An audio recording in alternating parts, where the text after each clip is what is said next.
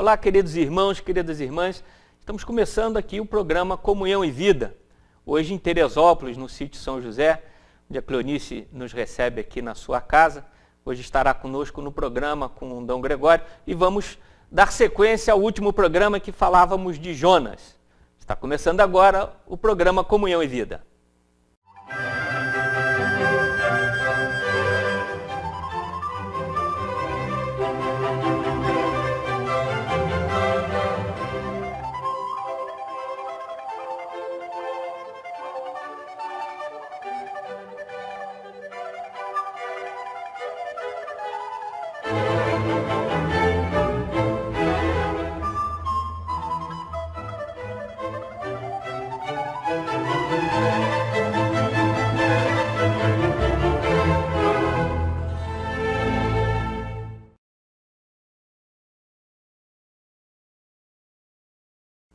Estamos de volta aqui no programa Comunhão e Vida.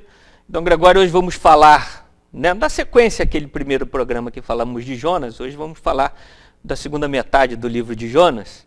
E quem está hoje aqui para conversar com a gente no nosso programa? É nosso querido padre Jorge Luiz, que é pároco da Igreja de Santo Antônio do Paquequé, aqui em Teresópolis, e Cleonice, que é empresária, que está nos recebendo em sua casa e que vai conversar conosco, vai meditar conosco sobre esse livro maravilhoso que é o livro de Jonas. Então, Gregório, já fizemos um programa com a primeira metade do livro de Jonas. Eu gostaria que o senhor fizesse uma repassada no tema, só para a gente se situar, então a gente seguir com o bate-papo. Perfeito. Em resumo, o livro de Jonas foi composto mais ou menos ali no século III e IV antes de Cristo. É um livro profundo, um livro que as pessoas têm algum preconceito porque acham uma história da carochinha, porque é a história de um homem que foge de Deus e que é engolido por um peixe. As pessoas ficaram presas nesse grande peixe. Como é que um homem passou 3 dias e 3 noites no seio desse peixe? Mas esse livro é uma composição inspirada por Deus, palavra de Deus, que tem um ensinamento por trás da cortina, se assim eu posso dizer, extremamente profundo. Então, só revisando, a partir do capítulo 1, Jonas ele morava certamente ali em Jerusalém, embora esse nome não apareça no texto. O nome dele, Jonas, significa pomba, mas era um homem que tinha medo, era uma pomba que tinha medo de voar, de fazer uma experiência com Deus. Esse homem era filho de Amati, que traduzindo significa também, do hebraico para o português, aquele que não tem nome, porque Deus não escolheu Jonas por causa da sua condição social, por causa do seu sobrenome, simplesmente Deus o escolheu e ponto final, a história do amor de Deus para conosco. A esse homem, Deus disse, levanta-te, e vai dizer várias vezes, que nós vamos ver a partir do capítulo 3º e 4º, que nós vamos meditar hoje, ainda no capítulo 1, Deus diz, levanta-te, mas esse homem deseja ficar preso às suas amarras, aos seus medos. Ele não quer ir para Nínive, para onde Deus o manda, para uma terra de missão, para um povo inimigo. Ele se levanta, mas para ir para Tarsis, que significa férias. Ele sai e vai para o caminho contrário. Ele ingressa em um navio. Estamos no capítulo 1. Ingressa em um navio e, por causa da sua presença, se dá uma grande tempestade. Essa tempestade significa as lutas internas que Jonas tinha por estar fugindo de Deus. Então, Jonas traz todo o problema da sua vida, os seus medos, as suas taras, as suas lutas internas para dentro do navio. Porque quando nós temos um grande problema dentro de nós, a gente acaba levando esse problema para o navio onde nós estamos. Que navio é esse? É a nossa casa, é o lugar onde nós trabalhamos, é a empresa onde a gente executa alguma tarefa, é no colégio, ou seja, a gente acaba se levando, nós nos levamos aquilo que é de bom, como também aquilo que é de ruim. Jonas levou a sua fuga e o seu medo. Diante daquela situação vexatória, diante de uma grande tempestade, o que é que Jonas faz? Ao invés de ficar ali ao lado daquelas pessoas, ele desce e dorme profundamente, ainda nos diz o capítulo 1, Ele dorme profundamente, ele não quer saber nada o que está acontecendo ali naquele barco.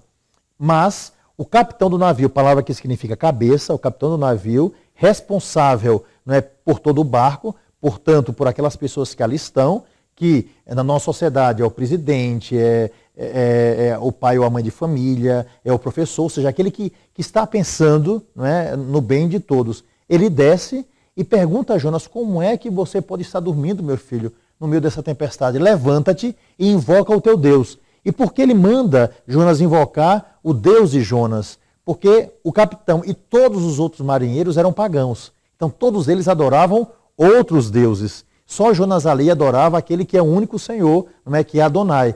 Então, diante daquela situação, os marinheiros resolvem conversar entre eles para discutir por que a tempestade apareceu de uma hora para outra.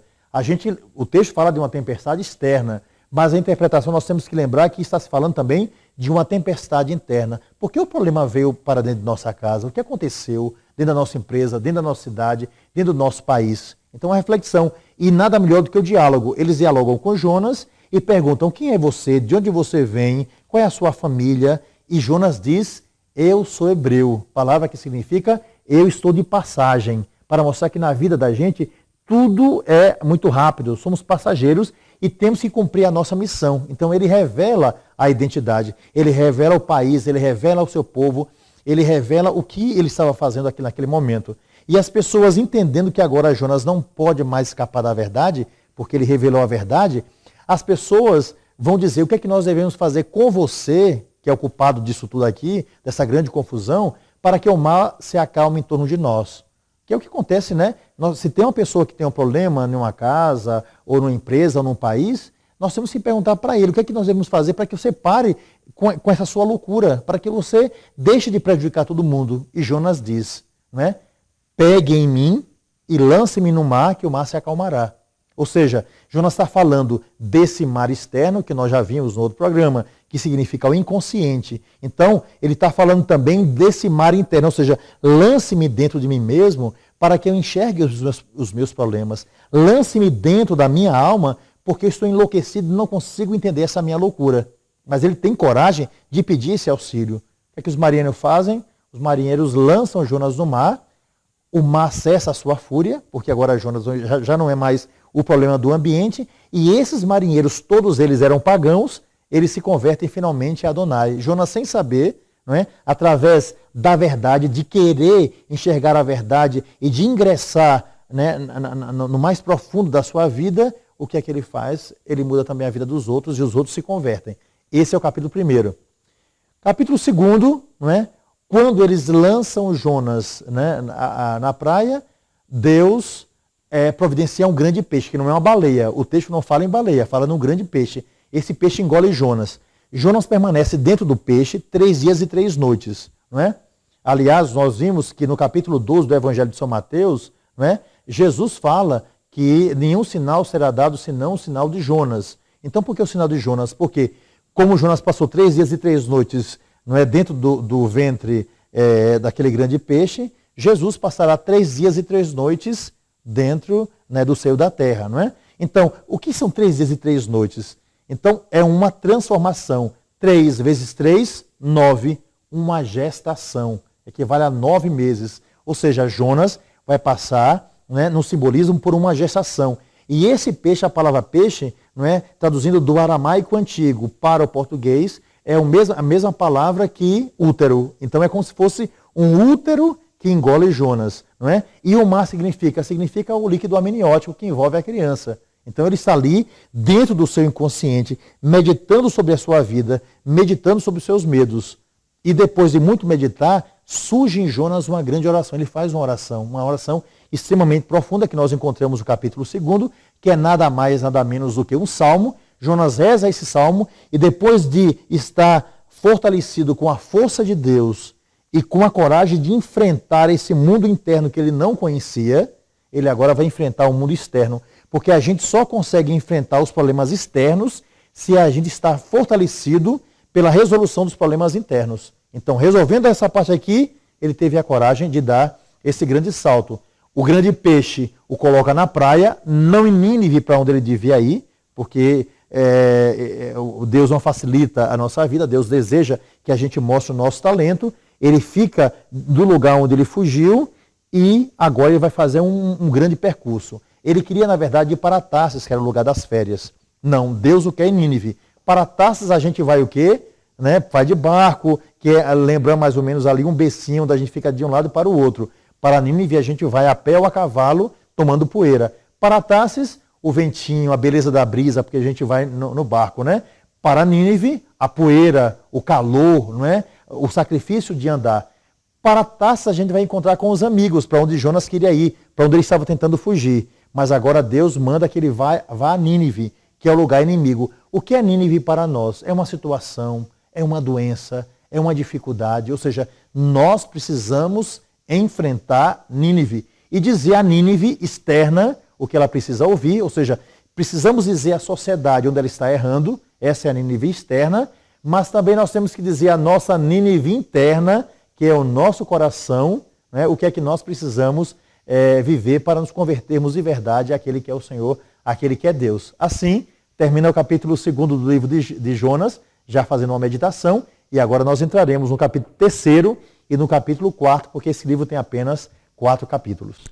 Digo assim, um livro tão pequeno com tanta riqueza, né? Beleza, não é? Então podíamos ler assim, esse trechinho então já do capítulo 3º, né? Com a palavra de Deus, vamos começar o capítulo 3º, que diz o seguinte: a palavra do Senhor foi dirigida a Jonas pela segunda vez, dizendo-lhe: vai a Nínive, a grande cidade, e faz-lhe conhecer a mensagem que te ordenei.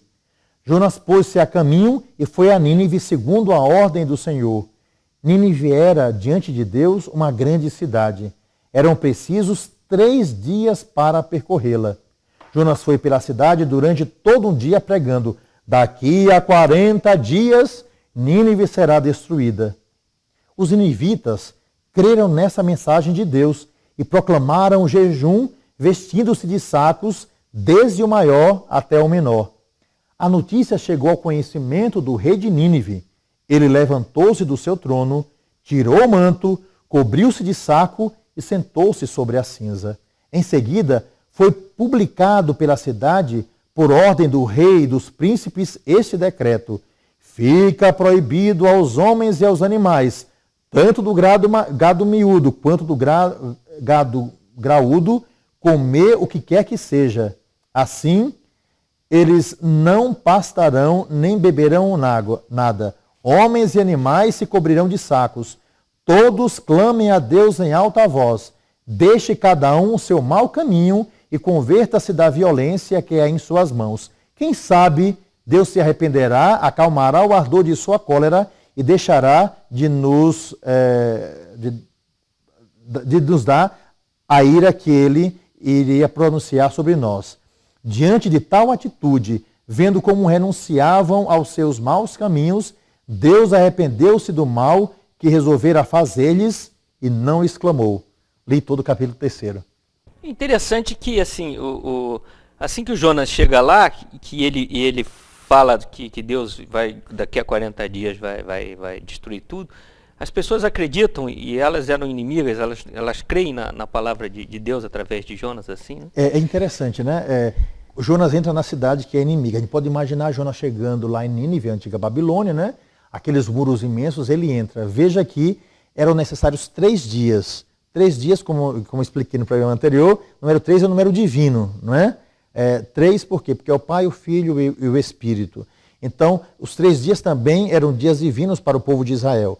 Ele entra naquela cidade. Eram necessários 3 dias para percorrer, mas ele percorre um dia. Ele diz: se eu tenho que ir, agora eu vou de vez. Eu não quero entrar em Nínive, eu não queria fazer essa missão, mas que se Deus mandou, agora eu vou de vez. E ele percorre a cidade gritando, não é? Dizendo: daqui a 40 dias Nínive será destruída. Ou seja, ele tinha certeza de que Nínive seria destruída, né? Ele tinha certeza absoluta que aquele povo não iria se converter, que as pessoas não iam ouvir a sua palavra. Mas aquela cidade ficou tão impressionada com a palavra de Jonas que o que aconteceu? Essas pessoas se converteram. Não é? É como Jesus muitas vezes chegava em um local e falava com a força do Espírito e as pessoas, poxa, isso aí, existe uma verdade nisso daí. Isso não é brincadeira. E a palavra que ele diz é: daqui a 40 dias Nínive será destruída. Por que esse número, Dom Gregório, 40 dias? Veja só, Cleonice, é interessante, né, a sua pergunta, porque 40 é um número sagrado também para os judeus, né? Por que 40 dias? Primeiro, o povo de Israel passou 40 anos no deserto. O profeta Elias, indo para o Monte Horebe, fugindo de quem o perseguia, passou 40 dias no jejum pelo deserto. Jesus passou 40 dias de jejum sendo tentado por Satanás. Durante 40 dias, as águas estiveram sobre a terra, não é? E Noé conseguiu restaurar uma nova humanidade. 40 é um número que significa da purificação. Então, quando Jonas diz, daqui a 40 dias, Nínive será destruída, significa dizer que Nínive vai passar por uma purificação. Vai começar. Então, esse número 40 é o número da purificação para o povo de Israel. Agora tem uma coisa interessante, não é? Boa parte dos teólogos dizem que Jonas disse essa mensagem pela metade, porque ele devia ter dito, daqui a 40 dias Nínive será destruída se não se converter.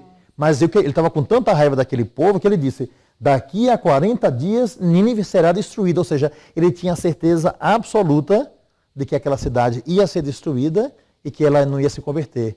Mas as pessoas ouviram aquela mensagem que não era só da palavra que saía da sua boca, mas era a palavra de Deus. E essas pessoas se converteram. Converteram, né? É isso aí, está chegando então aqui na hora dos nossos comerciais. Nós vamos dar uma paradinha, mas voltamos já, não saia daí, fique com a gente.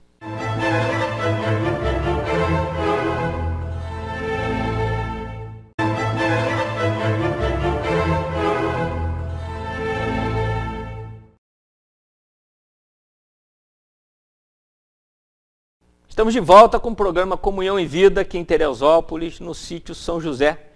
E o Padre Jorge tinha um questionamento para fazer para Dom Gregório. O que me chamou a atenção nesse terceiro capítulo também é que aparece a figura de mais um capitão, mais um cabeça, o rei.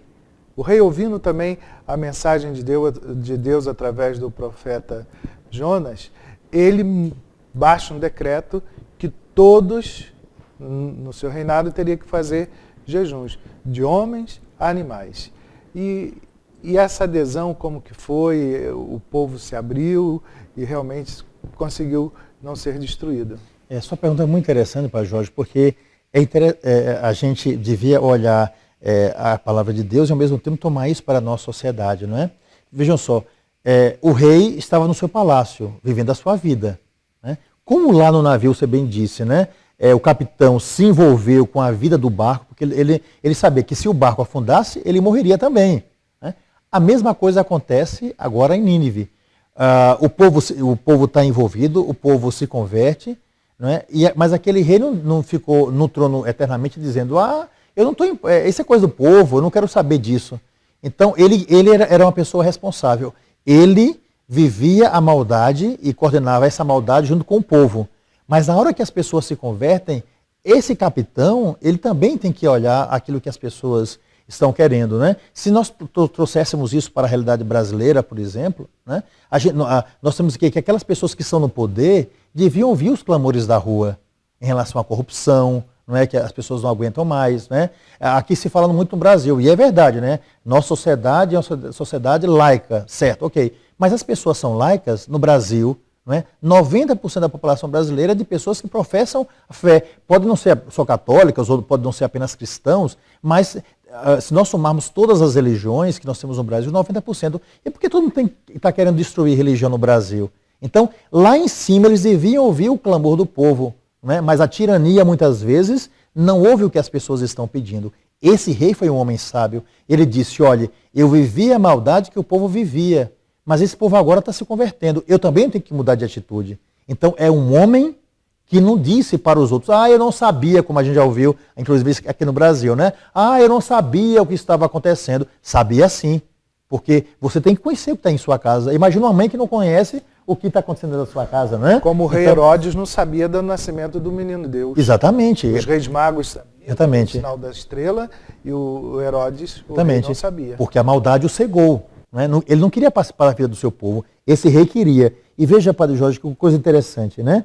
Ele diz, olha, os ninivitas creram em Deus. A notícia chegou ao conhecimento do rei de Nínive. Ele levantou-se do seu trono, ou seja, saiu da sua estabilidade, não é? Saiu da sua posição, né? Da sua magnitude, levantou-se do seu trono, tirou o seu manto, que era o motivo da sua realeza, não é? Cobriu-se de saco, porque por mais que ele queira, um rei não é imortal, todo mundo, o poder acaba passando, e sentou-se sobre as cinzas, ou seja, ele se tornou povo. É preciso entender o clamor das ruas, é preciso entender o clamor do povo. Então esse rei se tornou igual ao povo para ouvir, e ele faz um decreto bem interessante, não é? junto com todos os príncipes, ou seja, todo o reino se envolve naquela conversão, dizendo: fica proibido aos homens e aos animais, tanto do gado maior como do gado menor, comer seja lá o que quer que seja. Homens e animais se cobriam de sacos, ou seja, ele faz com que haja um jejum, ou seja, ele participa dessa vida nova, ele participa da conversão. Aí está exemplo de um rei que se converteu. Ele não ficou apenas esperando a conversão do povo, mas ele próprio se converteu. Esse jejum, Dom Gregório, proclamado também para os animais, é que me deixa um pouco confusa. Né? Até os animais teriam que jejuar e depois parece que fala que eles também teriam que adorar a esse Exatamente, Deus. Justamente, é uma coisa que nos intriga bastante, Cleonice. Veja só, homens e animais, né, devem se converter, né, e vão clamar a Deus, diz a palavra de Deus, né, aqui, né? Homens e animais se cobriram de sacos. Todos, quer dizer, os homens e animais, clamem a Deus em alta voz. Mas como é que animal clama a Deus em alta voz? Na verdade, isso é uma coisa extremamente profunda, né? Que os judeus conheciam muitíssimo bem. Hoje nós não conhecemos porque nos falta o conhecimento histórico de algumas pessoas sobre esse texto. Está se falando não apenas dos animais externos, mas está falando dos animais que estão dentro de nós. Então, não é só esses animais assim, ou seja, nós temos que cobrir, não é, de cinzas e fazer jejuar esses animais que nós carregamos dentro de nós. E todos nós temos isso. Quer ver dar um exemplo muito prático? Olha, Márcio, eu gosto muito de você, mas você não mexa comigo, porque eu viro uma fera se você mexer comigo. Vira um bicho. Vira um bicho. Ou seja, estou falando de um animal que existe dentro de mim. E é interessante que isso acontece na prática. Eu estou com raiva de Márcio, aí eu apenas... É uma raivinha boba, nós discutimos por causa do tipo de suco que nós vamos tomar. Bom, aí eu lanço apenas uma formiguinha que o pica, né? Pronto. Mas acontece que eu estou com raiva realmente de Márcio e estou magoado. Aí eu tiro dentro de mim o quê? Um escorpião, que não mata, mas que é bem doloroso. A picada é bem dolorida, né? Depois, mas comecei, isso aumentou. Eu agora estou com ódio de Márcio. Aí eu tiro o meu leão, né? Porque com uma patada eu mato o Márcio. Ou seja, nós temos animais, e aqui quando fala que eles devem jejuar, porque nós devemos jejuar esses animais internos, porque na hora que eu estiver com raiva de Márcio, o que acontece? Eu estou com ódio de Márcio e vou lançar meu leão. Mas o leão está com tanta fome, com tanto jejum, que ele até olha para Márcio, tem vontade de lançar a pata, mas ele para. Então eu não ataco. Então, né, então temos que fazer jejuar. E por que clamar? Porque nós temos dentro de nós esses animais, né, e eles nunca morrem. Eles nunca morrem. Então nós temos que jejuar o tempo todo e fazer com que eles, que são maus dentro de nós, quer dizer, tirar essa maldade para que através de um clamor eles diminuam a sua força para que a força de Deus apareça dentro de nós.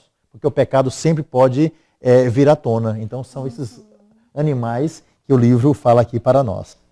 Então essa, quer dizer, é uma purificação completa, né? Exatamente, uma purificação completa. E é interessante que o rei vai dizer, né? Cada um deixa o seu mau caminho e converta-se da violência que é em sua mão. Porque a gente não percebe, mas nós somos violentos. Quando você fala mal de uma pessoa, né, que lançou esse animalzinho para fora, você está sendo violento. Quando você maltrata alguém com a palavra desnecessária, quando você resolve se afastar de alguém que faz parte do seu ciclo, né, que você, por causa de uma briga. E é interessante, às vezes, nós somos capazes de conviver com uma pessoa há 50 anos. Somos amigos, nós amamos, etc. Mas basta que a pessoa faça uma bobagemzinha com a gente, que a gente esquece 50 anos por causa de uma única coisa. Então são esses animais que nós, né, precisamos domar e fazer jejuar. Tem que jejuar, tem que cobrir de saco. Primeiro conhecer os animais que nós temos dentro de nós, depois exatamente, né? Aprender a domá-los. Né? Porque alguns têm apenas formigas ou têm apenas escorpiões, mas algumas pessoas, espero que não sejamos nós, né? Tem leões, tem ursos, né? Tem leopardos dentro do coração. Então temos que fazer jejuar. Verdadeiros dragões internos. Dragões internos, é verdade. Então, agora vamos então ver o restinho do livro. Certo, iniciar o capítulo 4 aqui, não é? Então, no capítulo 4 nós temos o seguinte: Jonas ficou, só terminando o capítulo 3, para a gente pegar o capítulo 4, então diante dessa atitude de conversão, não é? Vendo como renunciavam, então Deus arrependeu-se do mal que ia praticar contra eles. Esse mal naturalmente é uma linguagem, né, bíblica, e não executou. Mas o que aconteceu? Aí vem o capítulo 4, versículo 1. Jonas ficou profundamente indignado com isso e, muito irritado, dirigiu ao Senhor essa prece. Ah, Senhor, era bem isso que eu dizia quando estava ainda na minha terra. É por isso que eu tentei esquivar-me fugindo para Tarsis, porque sabia que sois um Deus de amor e de misericórdia, de coração grande e muita benignidade e compaixão para com os nossos males. Agora, Senhor, toma minha alma, porque melhor para mim a morte do que a vida. Mas ele não ficou, na verdade ele não quis cumprir os desígnios de Deus, né? Ele queria matar os inimigos. Jonas achava que essa conversão não ia se dar de forma alguma. Aliás, nós fazemos isso, né? A pessoa, você vai perdoar Padre Jorge, mas nem adianta, ele vai fazer tudo outra vez, ou seja, a gente já julga a pessoa para quem nós demos o perdão. Esse é o pior tipo de perdão que pode existir, que é dar o perdão, mas está desconfiado, né, do perdão dado. Então isso não adiantou coisa alguma, né? Então o que acontece? Jonas queria alcançar o sucesso, né? Mas o sucesso não alcançou Jonas, né? São coisas bem diferentes. Quando você quer alcançar o sucesso, pelo sucesso, você acaba entrando pelo cano, né? Agora, quando você deixa que o sucesso alcance sua vida, né, é diferente. Eu poderia dar milhões de exemplos de pessoas famosíssimas que nós temos, né, algumas riquíssimas, que conseguiram chegar lá. Mas na hora que conseguiram chegar, perguntaram, o que estou fazendo aqui? Aí entram em depressão, aí começam a usar tóxico, aí morrem aos 67 anos de idade, como aconteceu com Amy Winehouse, né, aquela moça. E essa frase é dela, eu consegui alcançar o sucesso, mas o sucesso não me alcançou. É uma coisa impressionante. Então o que acontece? Jonas conseguiu o sucesso que foi fazer com que as pessoas se arrependessem. Mas ele não queria isso. O que ele queria é que as pessoas não se arrependessem, os inimigos não se convertessem, para que Deus mandasse fogo sobre aquela cidade. Ele imaginava que a sua fama seria ver fogo sobre a cidade. Mas Deus não... O projeto de Jonas é bem diferente do projeto de Deus. Porque o projeto de Jonas era da justiça pela justiça. Mas o projeto de Deus é da misericórdia que suplanta o pecado. São coisas totalmente distintas. E sobre essa grande cantora que encantou o mundo com as suas músicas, ela também no seu diário vai narrando as escolhas da sua vida. E num ponto ela diz que quando experimentou droga pela primeira vez, ela anota lá, fiz uma má escolha. Exatamente, Padre Jorge. Ela vai, no decorrer de toda a história, fiz boas escolhas, fiz uma boa escolha. Quando experimenta a droga pela primeira vez, ela diz, fiz uma má escolha, que foi a ruína dela. Então, a nossa vida também tem que ser iluminada por Deus para fazermos boas escolhas, principalmente garantindo o nosso futuro eterno. Exatamente, porque todos nós somos responsáveis pelas nossas escolhas. É interessante, né? Então, ou você escolhe bem, e você vai escolhendo sempre bem, e naturalmente Deus vai estar com você porque você escolheu bem, ou você escolhe uma outra coisa que é ruim. E quando você escolhe uma coisa ruim, essa coisa ruim pode fazer com que você faça uma outra escolha ruim, uma outra escolha ruim. Se você não quebrar essa cadeia de coisas ruins, você acaba na morte que aconteceu com essa grande cantora, né? Que a gente vê que ótimas escolhas foram feitas durante uma fase da vida, mas infelizmente ela fez péssimas escolhas. A mesma coisa pode acontecer conosco. Se nós não vigiarmos o tempo todo, como nos diz Jesus, vigiai e orai, para que você não caia em tentação. Então, se nós não fizermos isso, a gente pode fazer péssimas escolhas e as consequências serão péssimas, serão terríveis. Dom Gregório, fica assim uma curiosidade minha, porque a gente vai acompanhando a leitura, no final o Jonas acaba voltando ao seu primeiro ponto de partida lá, não é isso?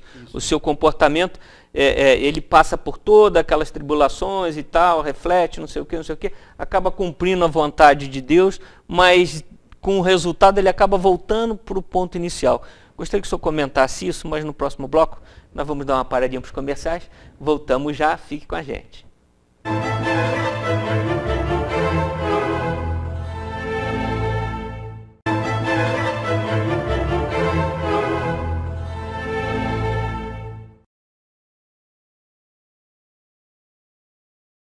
Estamos de volta, programa Comunhão e Vida, falando um pouco sobre o livro de Jonas. E no último bloco eu deixei uma pergunta para o Dom Gregório. Dom Gregório, o Jonas passou por todo esse perrengue, né, e acabou cumprindo lá a vontade de Deus, mas no finalzinho ele retoma a sua atitude inicial, né?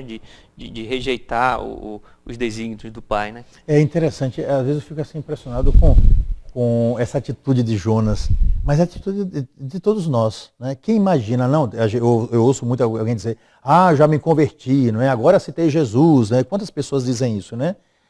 Aceitar Jesus não é uma atitude de conversão definitiva e tudo mais. Claro, quando a gente aceita Jesus, nós aceitamos e sabemos que Ele é nosso Deus e nosso Salvador. Entretanto, aceitar Jesus é uma atitude diária, né? Dia a dia, não dá para ser assim. Eu não posso dizer assim, olha, eu vou, para não ter cárie, eu vou escovar meus dentes 365 vezes hoje e não vou precisar escovar durante todo o ano. Não adianta. Então você vai exagerar naquilo que você quiser fazer, vai ter que estragar sua gengiva e vai ter cárie porque você não escovou. O importante é escovar todos os dias, né? Na vida é assim. Como também eu não pego 1 litro de remédio, vou tomar esse remédio todo aqui, porque ao longo do ano não vou precisar mais tomar remédio, tomo tudo de uma vez só. Se você tomar esse litro de remédio, você vai morrer, não é? Então é um pouquinho a cada dia. Então Deus é a mesma coisa, é a perseverança, né? Jesus diz, aquele que perseverar até o fim será salvo. Veja a atitude de Pedro e dos outros apóstolos. Viram, tocaram em Jesus, não é? Viram os milagres e tudo mais, mas na hora H, Pedro, não conhece esse homem, não conhece esse homem, não conhece esse homem. Tomé foge, todo mundo foge. Então a conversão é um ato contínuo. Então o que acontece aqui com Jonas? Jonas aqui revisou a sua vida, venceu determinados traumas, etc. Mas ele continua sendo homem, não adianta, nós somos limitados, somos homens. Por mais que a gente queira, imagine que a gente seja isso ou aquilo, nós somos frágeis, somos pecadores. Resultado, Jonas volta porque ele resolveu muitas questões, até no psicanalista ele conseguiu resolver muitas questões. Entretanto, ele não jejuou aqueles animais internos que ele tinha. E foi exatamente nessa hora que a sua mágoa apareceu. Então, o jejum desses animais tem que ser um jejum contínuo. Tanto é que, se nós passarmos para o Novo Testamento, o que é que São Paulo vai dizer? Eu faço o mal que não quero e deixo de fazer o bem que eu gostaria de praticar. Né? Então, é a mesma coisa que acontece aqui com Jonas. Realmente, ele se converteu. Ele era um homem que conhecia o coração de Deus, mas, infelizmente, né, fez, como acontece conosco, o pecado fez com que ele deixasse esses animais. Ele alimentou muito esses animais e nós temos que fazer jejuá-los. Né? E aí ele começa a ter aquelas atitudes infantis. Exatamente. Profundamente infantis, que é interessante aqui, no texto que eu já li, durante 3 vezes ele vai pedir que Deus o mate. Não é? Senhor, então saiu Jonas da cidade, né, e ele vai dizer agora aqui assim, toma minha alma, porque é melhor para mim a morte do que a vida. Então durante 3 vezes, não é, quando Deus pergunta inclusive para ele no versículo 9, se ele tem razão para ficar tão irritado, ele disse, sim, eu tenho razão para me ir até a morte. Né? Então ele vai sempre pedir a morte. Ou seja, é a pessoa que não quer enfrentar a realidade. Eu quero tomar a morte, mas ele fazia isso também para quê? Para pressionar Deus. Né? É a atitude de um garoto pequenininho que é chateado com o pai e com a mãe, eu vou embora de casa. Ou então diz, eu certamente não sou filho dessa família, eu sou adotado.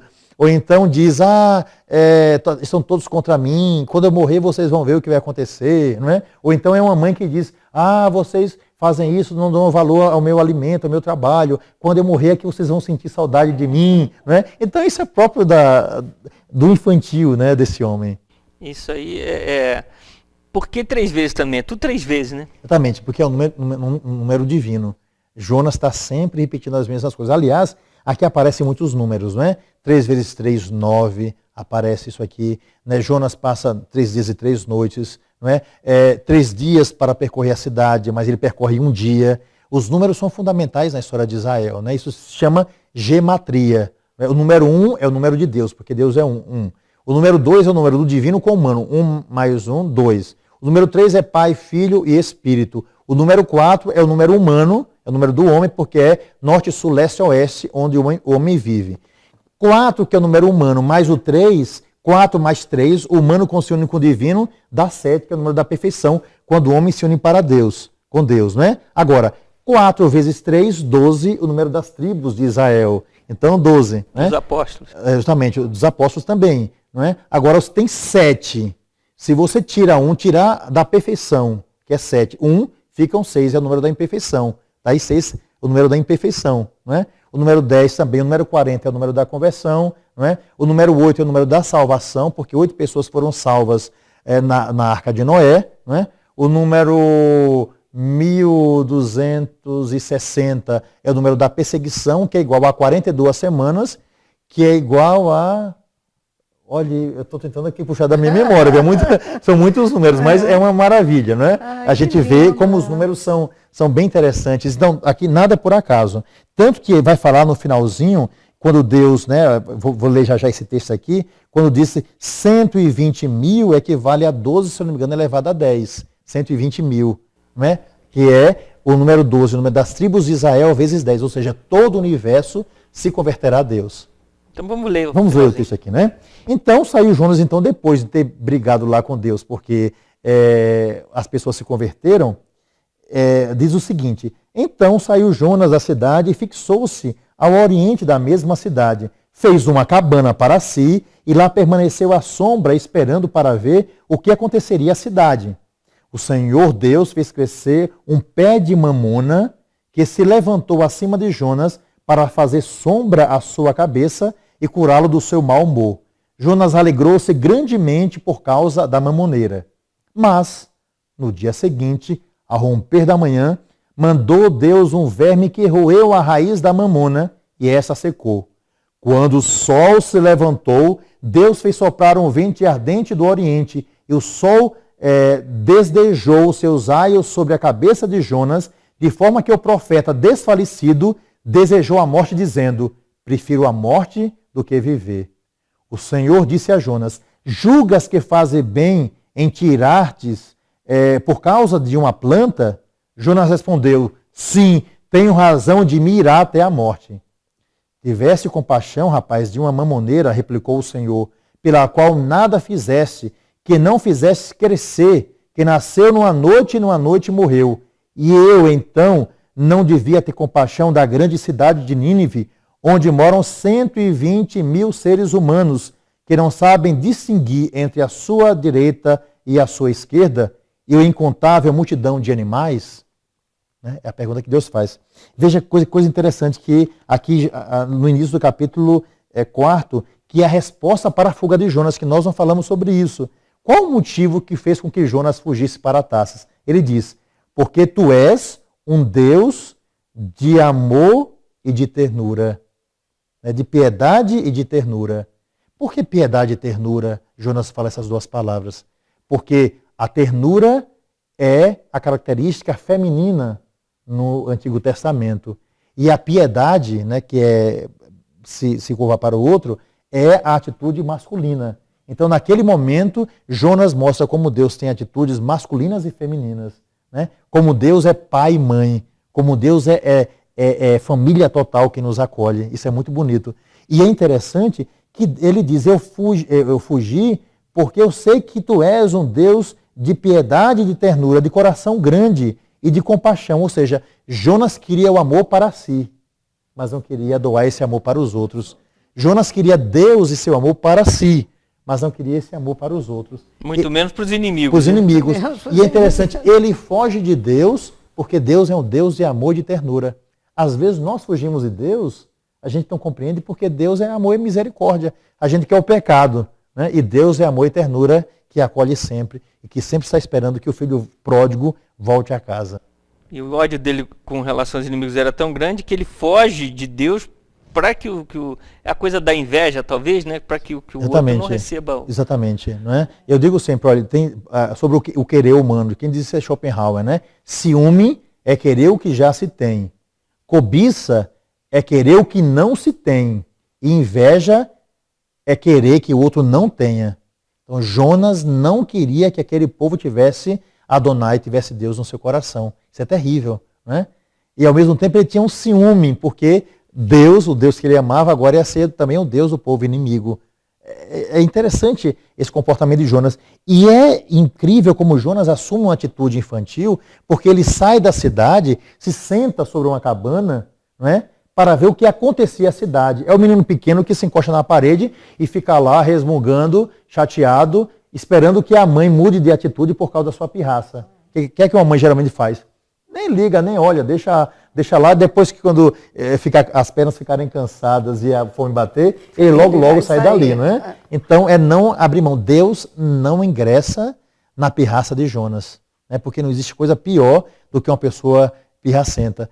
Porque Jonas, no fundo, ele está fazendo chantagem em relação a Deus.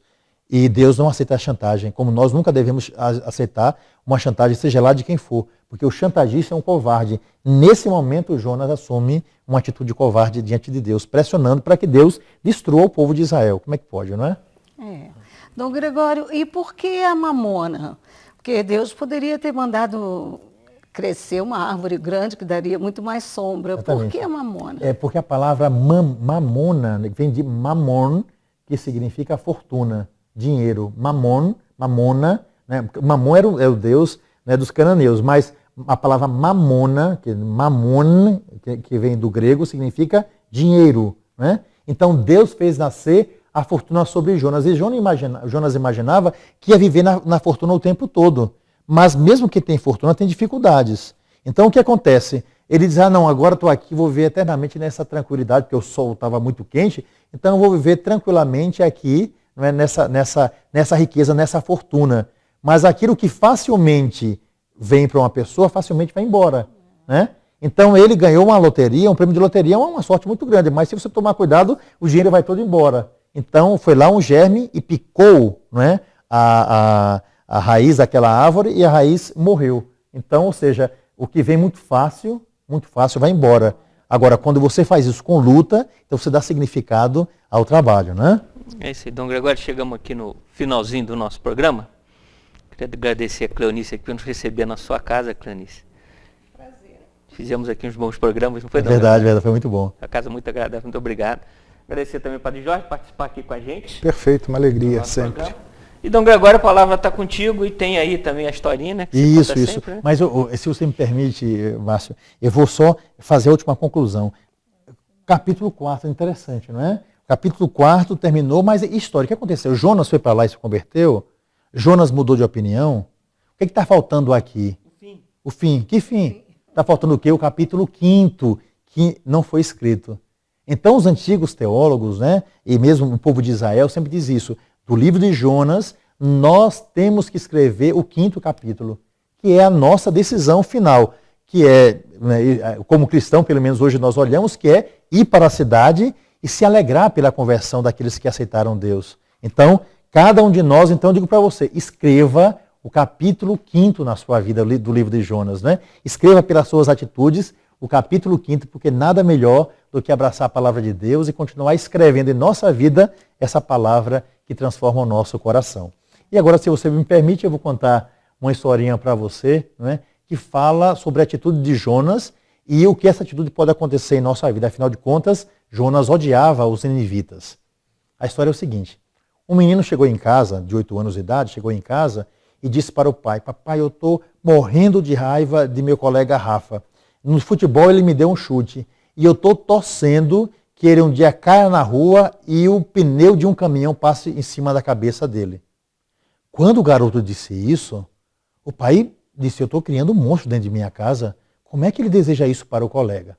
Então o pai disse: meu filho, vem aqui comigo que eu gostaria de lhe dizer uma coisa. Vamos fazer uma brincadeira para você esquecer um pouco essa raiva e vamos brincar um pouco com a sua mãe. Olha só, aqui no quintal, sua mãe lavou os lençóis que já estão totalmente enxutos. Eu comprei uma caixa de carvão. Vamos fazer o seguinte, você vai pegar o carvão e vai lançar no lençol que sua mãe lavou, que está bem branquinho lá, né, pendurado. Você vai tentar ver, vamos ver quantos você vai conseguir acertar naquele lençol. E o menino, né, como é pobre da criança, como viu aquela brincadeira e aquela traquinagem que ia fazer, logo esqueceu o problema e pegou, né, o carvão. E o pai disse: fala, meu filho, acerte.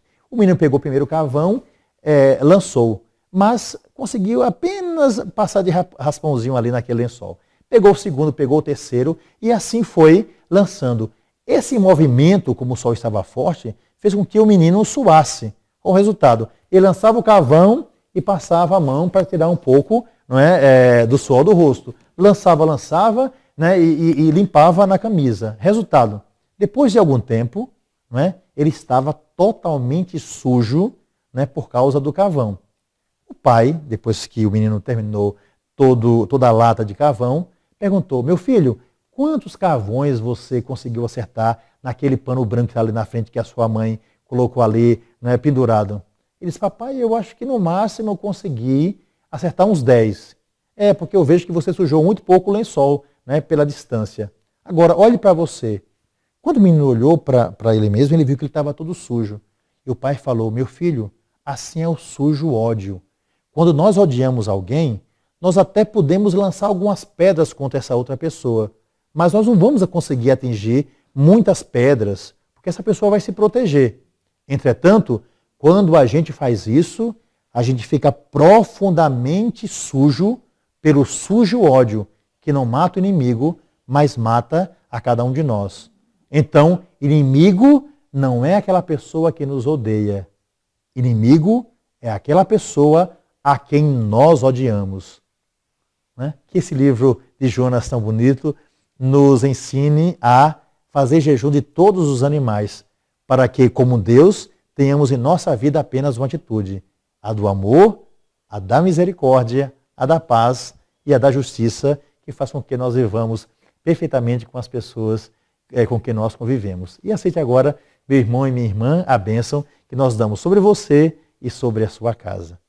O Senhor esteja convosco. Ele está no meio de nós. E abençoe-vos o Deus Todo-Poderoso, Pai, Filho e o Espírito Santo. Amém. Amém.